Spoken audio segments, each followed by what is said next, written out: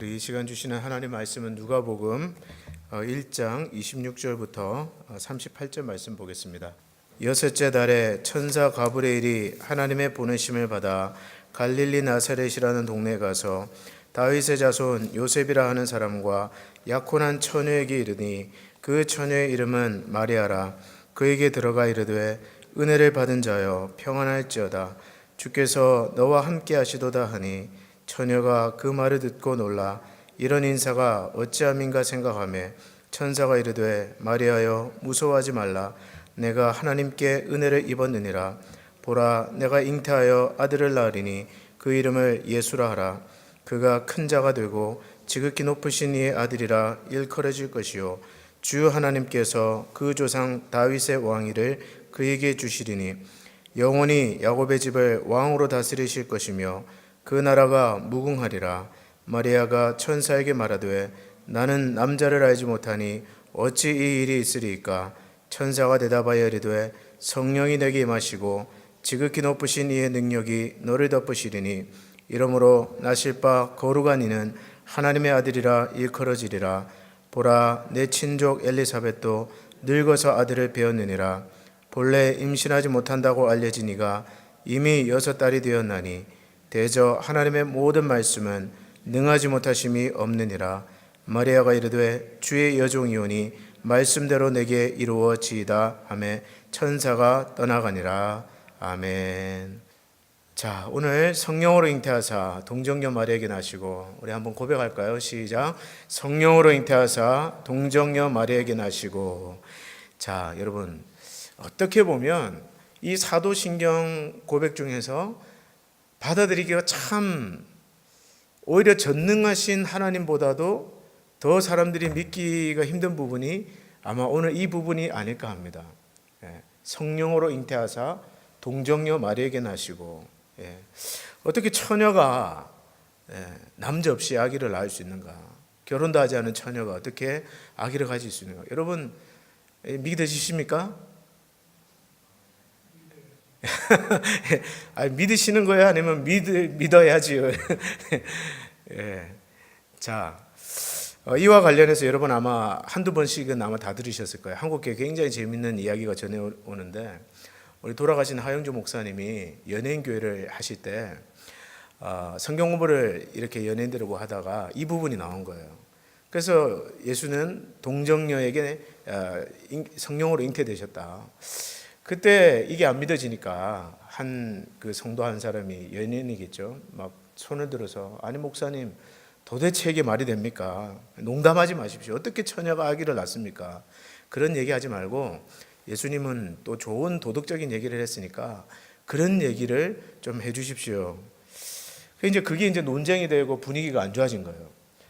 그러자 이제 그때 뒤에 있던, 지금 뭐 장로님이시지만 개그맨 구봉서 씨 아시죠? 코미디언.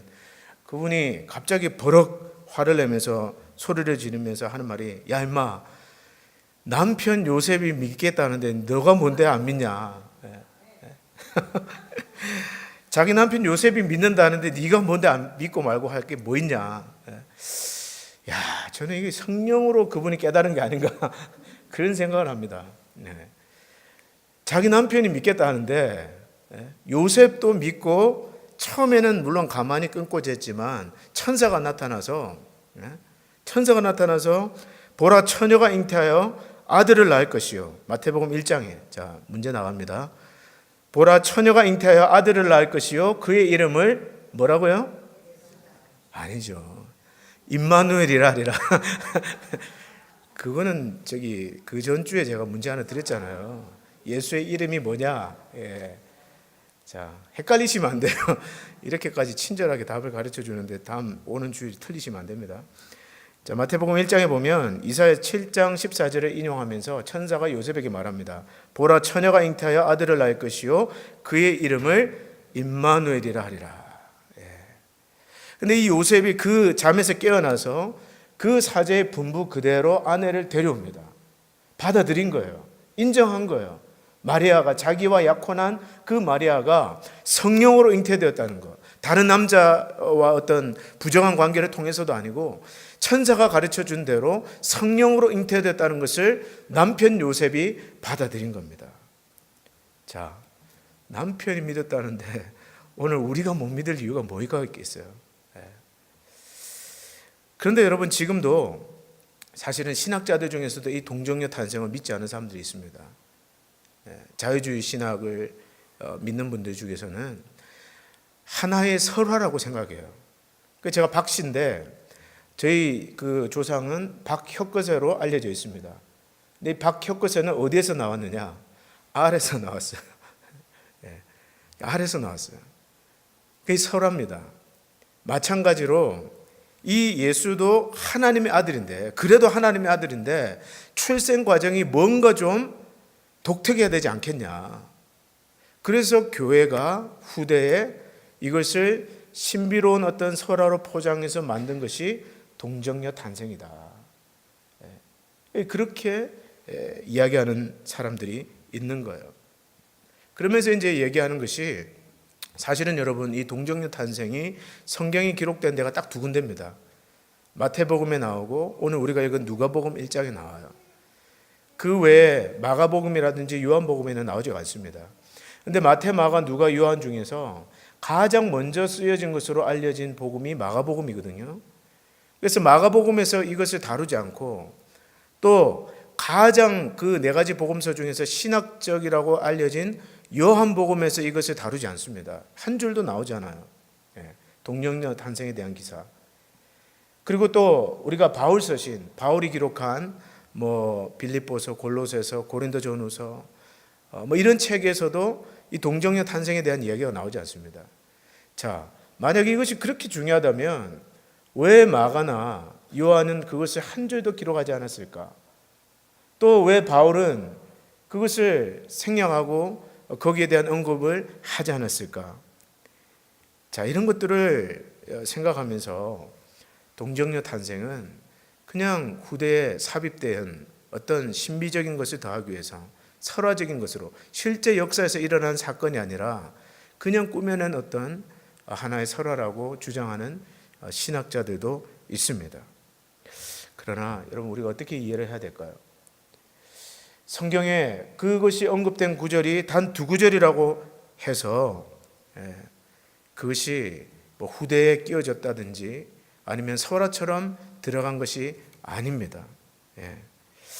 언급된 곳이 단 두 곳뿐이라 할지라도 오늘 성경이 그렇다고 말씀하시면, 성경이 그 진리를 계시하시면 우리는 믿음으로 받아들이는 거예요. 왜냐하면 우리의 판단 기준, 오늘 우리의 판단 기준은 성경이기 때문에 그렇습니다. 그래서 종교개혁자들은 그것을 솔라 스크립투라, 오직 성경이다. 우리의 판단 기준은 이성도 아니고 경험도 아니고 어떤 철학도 아니라 오직 성경이다. 성경이 계시한 것을 우리는 하나님의 진리로 알고 받아들이는 거예요. 그것이 오늘 우리 개신교와 또 우리가 믿는 이 복음주의 신학의 핵심입니다. 그래서 요한 웨슬레는 그런 말을 했어요. 나는 한 권의 책의 사람이다. 무슨 말입니까? 이 성경의 사람이라는 거예요. 성경이 지배를 받고 성경의 권위에 복종하고 나의 모든 권위의 기준은 성경이다. 그것을 이야기했습니다. 그런가 하면 터툴리안 같은 교회 교부는 그런 유명한 말을 남겼어요. 예루살렘이 아테네와 무슨 상관이 있느냐? 예루살렘이 아테네와 무슨 상관이 있느냐? 이 아테네라는 것은 철학의 중심이에요. 그런데 예루살렘이, 이 믿음이라는 것이 그 철학과 무슨 상관이 있느냐?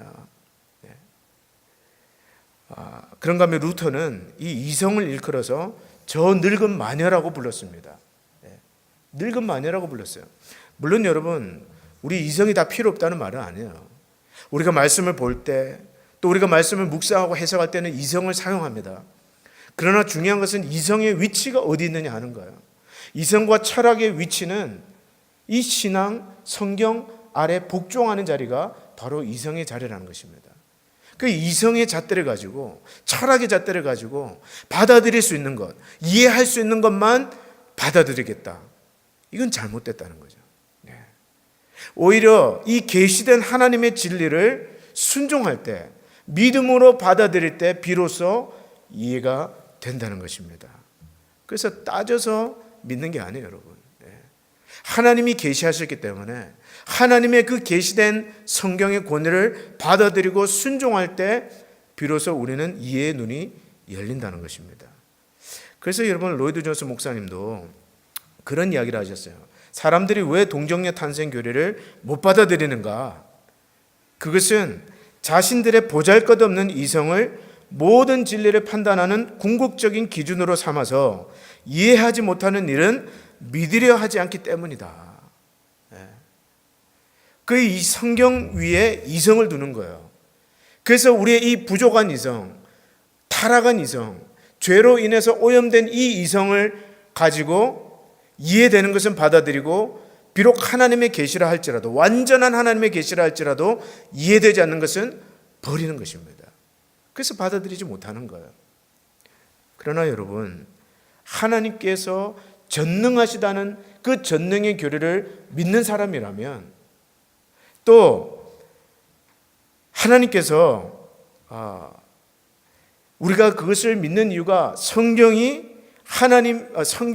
정확무한 하나님의 말씀이라는 것을 우리가 받아들인다면 이 동정녀 탄생의 교리를 못 받아들일 이유가 없다라는 거예요.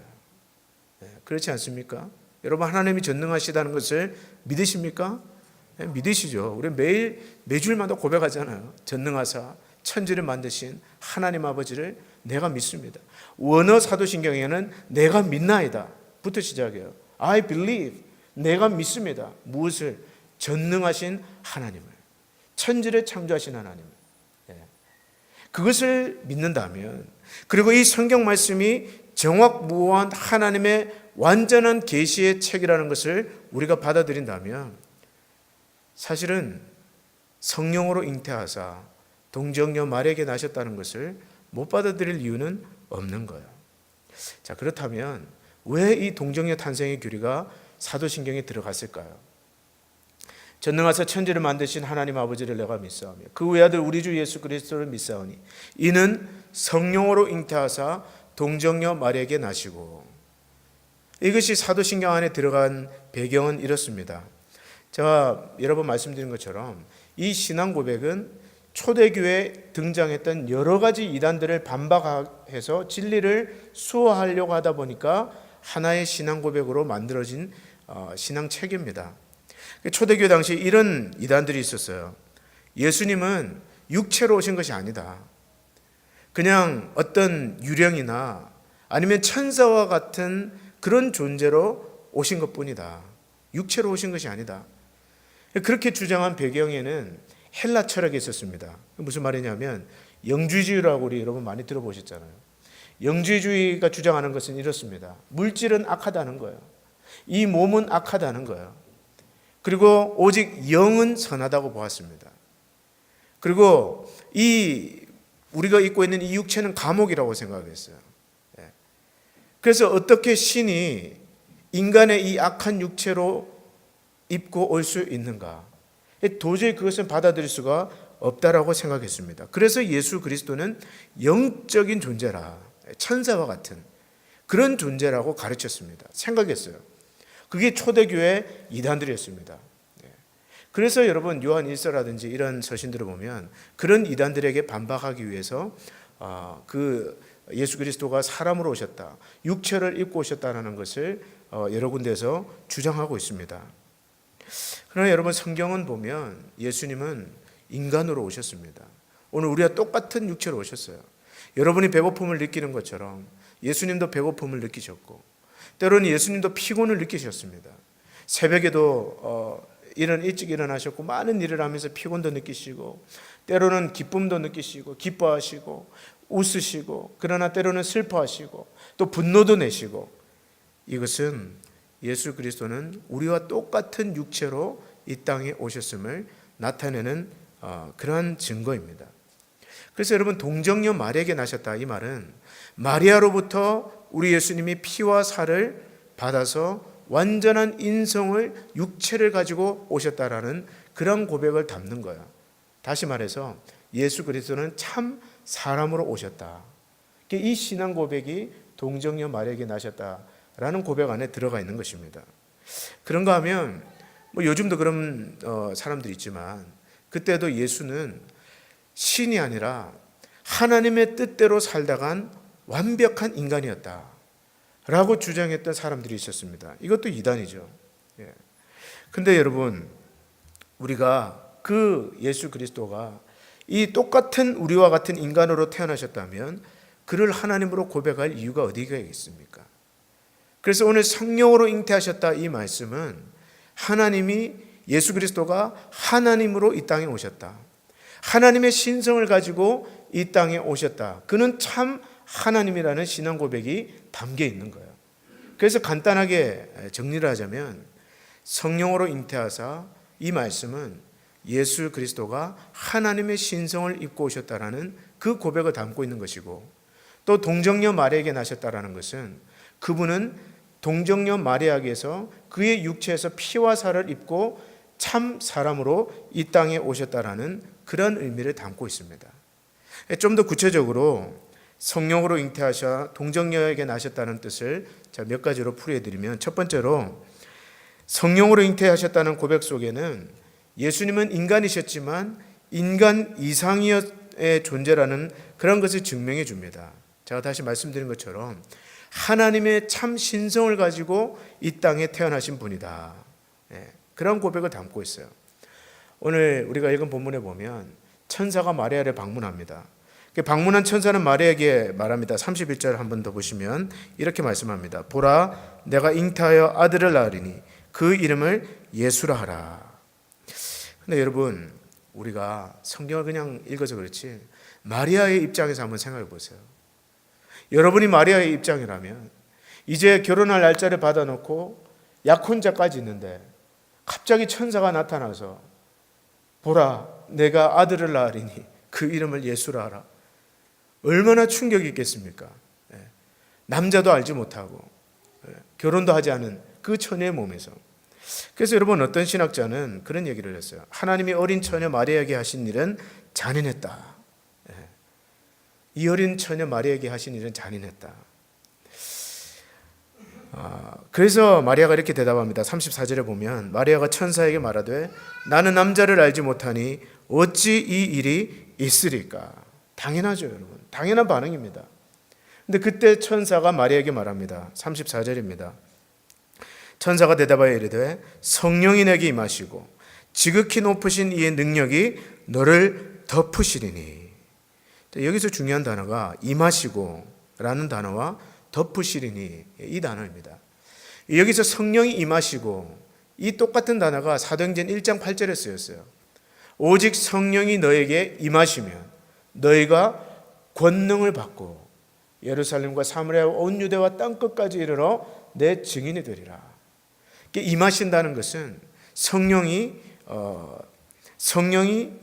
임하시는 것을 뜻합니다. 성령이 강림하신다는 거예요. 그리고 덮는다는 것도 지극히 높으신 이의 능력이 너를 덮으시리니, 하나님의 임재를 뜻합니다. 그래서 이 마리아가 예수 그리스도를 잉태된 것은 성령이 임하시는 결과고, 또 지극히 높으신 이의 능력이 그를 덮으신 결과로 잉태되었다는 뜻입니다. 그것이 성령으로 잉태되었다는 뜻이에요. 다시 말해서 인간의 능력에 의지하지 않고 하나님의 초자연적인 능력, 절대적인 능력으로 잉태되었음을 뜻합니다.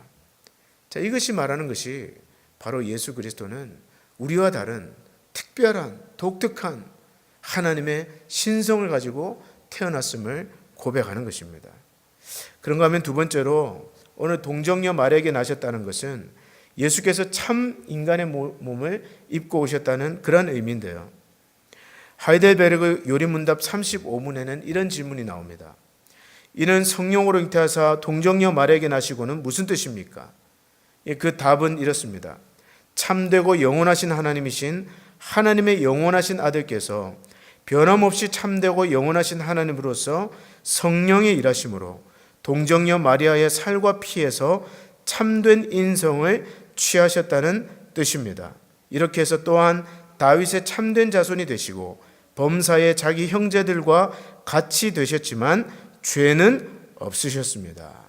무슨 말이냐면 이 마리아의 몸에서 피와 살을 취하셨다는 거예요. 실제로 그래서 사람이 되셨다는 겁니다. 여러분, 가톨릭에서는 이 마리아에다가 초점을 둬요. 가톨릭 교리 중에는 이런 것이 있습니다. 마리아는 다른 인간과 달리 원죄 없이 태어났다. 가톨릭은 그렇게 믿습니다. 그리고 죽은 후에 바로 부활의 영광에 들어갔다. 근데 오늘 우리가 누가복음 1장 47절 한번 보십시오. 1장 47절에 보면 46절과 47절에 보면 한번 읽어보실까요? 46절과 47절 시작. 마리아가 이르되 내 영혼이 주를 찬양하며 내 마음이 하나님 내 구주를 기뻐하였음은. 자, 무슨 말이에요? 내 마음이 하나님 내 구주를 기뻐하였다. 이 말은 뭐냐면 마리아 스스로도 자신에게 구원받아야 될 죄인으로 여긴 거예요. 그 뜻입니다. 내 마음이 하나님 내 구주를 기뻐하였음은 자신도 구주가 필요한 존재라는 것을 고백한 거예요. 그래서 여기에서 초점은 마리아가 아닙니다. 가톨릭에서 주장하는 그런 마리아가 아니에요. 동정녀 마리아에게 나셨다는 것은 예수께서 다른 이단의 주장과 같이 유령이나 천사 같은 존재가 아니라 마리아의 몸을 통해서 우리와 똑같은 피와 살을 가진 육체로 오신 참 사람이라는 그러한 의미가 들어가 있습니다. 근데 여기서 우리가 알아야 될 중요한 영적인 의미가 하나 더 있는데요. 그것은 성령으로 잉태하사 동정녀 마리아에게 나심으로 인해서 오늘 예수 그리스도는 우리와 달리 원죄에서 자유로운 분이 되셨다는 것입니다. 오늘 여러분과 저는 죄를 가지고 태어납니다. 우리 유성이가 이렇게 있지만 신학적으로 보면 아기도 죄인이에요. 죄를 지어서 죄인이 아니라 아담의 후손이기 때문에 우리는 원죄를 가지고 태어납니다. 아담의 후손은 모두 다 그렇습니다. 마치 독사가 독사를 낳는 것처럼, 이 독사가 독을 가진 독사를 낳는 것처럼 오늘 아담의 후손은 다 이 원죄를 가지고 태어납니다. 그래서 여러분, 어린아이들에게 욕심을 가르치지 않아도 조그만 머리가 크면 빼앗으려고 하고 욕심을 부리고 싸우고 다툽니다. 누구도 전쟁을 가르쳐주지 않았지만 인간은 나면서부터 그 죄성으로 인해서 이기적이 되고 욕망하고 탐욕하고 그런 존재로 변하게 된 것입니다. 그래서 로마서 5장 12절에 보면 이런 말씀이 있어요.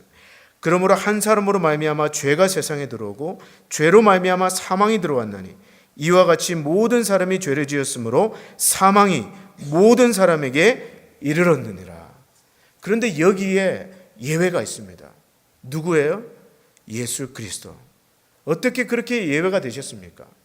바로 그 성령으로 잉태하사 동정녀 마리아에게 나심으로 예수 그리스도는 우리와 달리 원죄에서 자유롭게 되신 것입니다. 마리아의 몸에서 육체와 피와 살을 받았지만, 그래서 참 사람이 되셨지만 그분에게 죄는 없으신 거예요. 그래서 온전히 우리를 구원하시는 구주가 되실 수 있는 것입니다. 성경은 곳곳에서 그것을 말씀하고 있습니다. 고린도후서 5장 21절에 보면 하나님이 죄를 알지도 못하신 이를 우리를 대신하여 죄로 삼으신 것은 우리로 하여금 그 안에서 하나님의 의가 되게 하려 하심이라. 성경은 말합니다. 죄를 알지도 못하십니다. 누가 그렇습니까? 예수가. 그런가 하면 히브리서 4장 15절에 이런 말씀이 있습니다. 우리에게 있는 대제사장은 우리의 연약함을 동정하지 못하실 이가 아니요 모든 일에 우리와 똑같이 시험을 받으신 이로되 죄는 없으시니라. 똑같이 예수님은 우리와 똑같이 시험을 받으셨지만 죄는 없으시니라. 이것이 어떻게 가능했습니까? 바로 성령으로 잉태하사 동정녀 마리아에게서 나셨기 때문에. 그분은 우리와 달리 똑같은 육체를 입고 피곤을 느끼고 슬픔도 느끼고 기쁨도 느끼시는 완전한 사람이셨지만 죄는 없으셨던 거예요. 그런가 하면 히브리서 7장 26절에 이런 말씀이 있습니다. 우리 이러한 대제사장은 우리에게 합당하니 거룩하고 악이 없고 더러움이 없고 죄인에서 떠나 계시고 하늘보다 높이 되시니라. 그래서 여러분, 예수 그리스도는 오늘 여러분과 저를 위한 온전한 희생제물이 되시고 우리를 구원하실 구주가 되시는 것입니다. 그래서 이것이 우리에게 구체적인 어떤 의미가 있느냐, 제가 세 가지만 말씀드리고 말씀을 마치겠는데요. 첫째로는 이 죄 없으신 예수님이 우리의 완전한 구원자요 중보자가 되어 주실 수 있습니다. 그래서 하이델베르그 교리문답 36문에 보면 이런 질문을 던집니다. 그리스도의 거룩하신 잉태와 탄생은 당신에게 어떤 유익을 줍니까? 답은 이렇습니다. 우리의 중보자이신 그리스도께서 자신의 죄 없으심과 온전한 거룩하심으로 내가 잉태되고 태어날 때부터 지니고 있는 그 죄를 하나님 앞에서 덮어주십니다. 만약에 예수님도 우리와 똑같이 아버지와 어머니 밑에서 태어난 사람이라면 그분은 우리와 똑같은 죄인일 수밖에 없어요. 그렇지 않습니까? 우리와 똑같은 죄인입니다. 그러나 그가 성령으로 잉태하사 동정녀 마리아에게 나셨기 때문에 그는 아담으로부터 내려오는 모든 죄로 인한 저주와 죄의 오염과 죄책으로부터 완전히 자유로우실 수 있었습니다. 그래서 오늘 여러분과 저를 구원하는 온전한 구원자요 중보자가 되실 수 있었던 것입니다. 그래서 여러분 우리가 사도신경에서 이 신앙을 고백하는 거예요. 성령으로 잉태하사 동정녀 마리아에게 나시고 우리는 그것을 믿는 겁니다. 마리아를 찬미하기 위해서 또는 어떤 그런 것이 아니라 온전하신 죄 없으신 우리와 똑같으신 참 하나님이면서 참 사람이면서 그러나 죄가 없으신 그분의 대속의 은혜를 찬양하는 거예요. 그런가 하면 이 동정녀 탄생의 사건을 통해서 우리는 다시 한번 하나님의 전능하심을 확인하며 찬양하게 됩니다. 사실은 여러분 동정녀 탄생만이 아니에요. 성경에 보면 도저히 아기를 낳을 수 없는 여인이 아기를 낳습니다. 어디에 나오죠? 제일 첫 번째 창세기에 나오잖아요. 사라의 태가 끊어졌습니다. 이미 월경이 끊어졌어요. 90세가 다 되어서 자신의 몸이 죽은 것과 같았습니다. 그러나 하나님은 그 사라의 아브라함과 사라에게 약속의 아들 이삭을 주셨습니다. 그리고 뭐라고 이야기해요? 여호와께 능치 못할 일이 있겠느냐? 여호와께 능치 못할 일이 있겠느냐? 만약에 그것이 하나님의 뜻이면 하나님의 놀라운 경륜 가운데 작정하신 뜻이기만 하면 하나님은 인간의 신체 조건이나 나이나 어떤 그런 것에 제한받지 않는 전능하신 하나님이시라는 거예요. 오늘 동정녀 탄생도 마찬가지입니다. 하나님께서 그것을 작정하셨기 때문에 오늘 여러분과 저의 구원을 위해서 그 놀라운 구원의 역사 속에 하나님이 뜻하셨기 때문에 뜻하신 그것을 이룬 것입니다. 그것을 우리가 이성으로 받아들이기 힘들어서 어떤 사람은 조롱하는 것뿐이에요. 그러나 하나님이 작정하셨고 하나님이 뜻하셨고 그 뜻하신 일을 하나님이 이루셨습니다. 그래서 여러분 오늘 우리는 이 교리 앞에서 마리아와 같이 찬양하는 거예요. 37절과 38절 한번 보겠습니다. 오늘 읽은 누가복음 1장 37절로 38절 같이 한번 읽어보시겠어요? 시작. 대저 하나님의 모든 말씀은 능하지 못하심이 없느니라. 마리아가 이르되 주의 여종이오니 말씀대로 내게 이루어지이다 하매 천사가 떠나가니라. 할렐루야. 이것이 마땅한 반응입니다, 여러분. 천사가 그 마리아에게 대저 하나님의 모든 말씀은 능치 못할 일이 없느니라. 그 앞에서 마리아가 두 말 안 해요, 여러분. 그래도 안 됩니다. 이런 얘기 안 해요, 여러분. 뭐라고 얘기합니까? 주의 여종이오니 말씀대로 내게 이루어지이다. 비록 내 머리로는 이해가 안 되고 내 처지로 내 형편으로는 말도 안 되는 일이지만 그것이 하나님의 뜻이면 하나님이 작정하신 뜻이면 주의 뜻이 이루어지기를 원하나이다. 그래서 여러분 우리가 이 동정녀 탄생을 보면서 오히려 우리는 하나님의 그 역사심을 찬양할 수가 있는 것입니다. 그런가 하면 마지막으로 이 성령으로 잉태되사 동정녀 마리아에게 나심을 보고 오늘 우리가 받은 구원도 하나님의 전적인 은혜라는 것을 깨닫게 돼요. 오늘 이 동정녀 탄생은 성령의 역사의 결과입니다. 하나님께서 주권적으로 마리아를 택하셨습니다. 그리고 주권적인 성령의 역사로 마리아의 태를 통하여 그 아들 예수 그리스도를 이 땅에 보내주셨습니다. 이건 사람의 노력으로 된 것이 아니에요. 사람의 어떤 의지로 된 것이 아닙니다. 영원 전부터 작정하신 하나님의 작정, 그리고 이사야서에서 예언한 보라 처녀가 잉태하여 아들을 낳으리니 뭐라고요? 이제 제대로 답을 하시네요. 임마누엘이라 하리라. 이 구약의 예언을 하나님께서 이루신 것입니다. 하나님의 절대적인 주권을 가지고. 오늘 여러분과 제가 받은 구원도 마찬가지입니다. 우리가 어떤 노력을 통해서 내가 해야지 어떤 공로가 아니라 하나님의 절대적인 주권 아래 작정 가운데 하나님이 여러분을 부르셨습니다. 하나님의 것으로 너는 내 것이라. 창세전에 내가 너를 택하여 불렀나니 너는 내 것이라. 우리가 이 하나님의 구원을 기억하면서 찬양할 수 있는 것입니다. 그러므로 오늘 우리는 이 우리 죄를 사해 주시고 주신 이 죄 없고 흠 없는 어린 양 예수 그리스도를 찬양하는 거예요.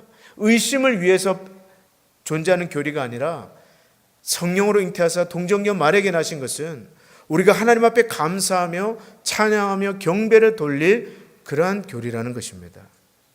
여러분 고린도전서 2장 12절과 14절 말씀 한 구절 읽고 말씀을 마치겠는데요. 이런 말씀이 있습니다. 우리가 세상의 영을 받지 아니하고 오직 하나님께로 온 영을 받았으니 이는 우리로 하여금 하나님께서 우리에게 은혜로 주신 것들을 알게 하려 하심이라.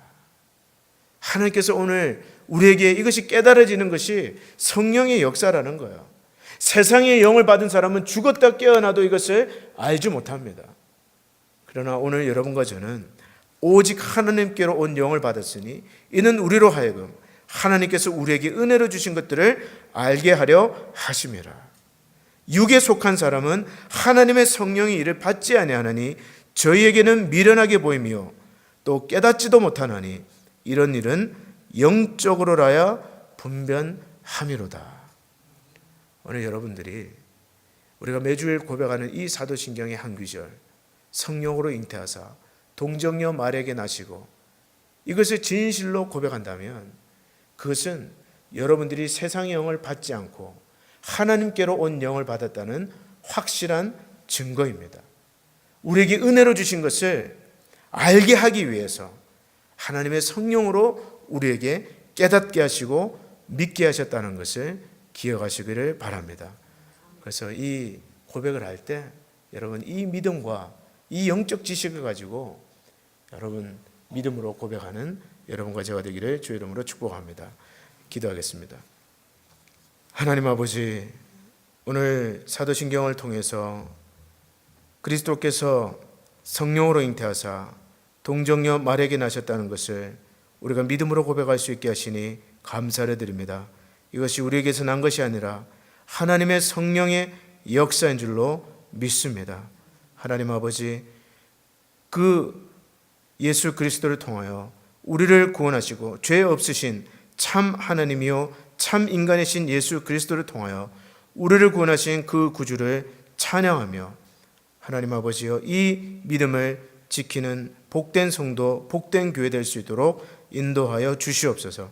예수님의 이름으로 기도드립니다. 아멘.